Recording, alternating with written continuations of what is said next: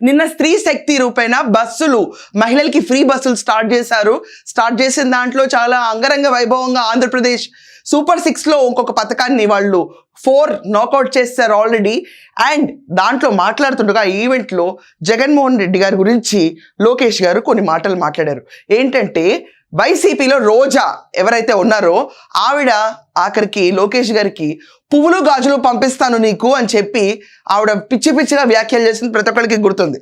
ఆవిడ అన్ని చేసి వెళ్ళిపోద్దులేండి, గుర్తుండదు ఎవరికి. కానీ దాన్ని రీసర్ఫేస్ తీసుకురావడమే నా పని ఇక్కడ.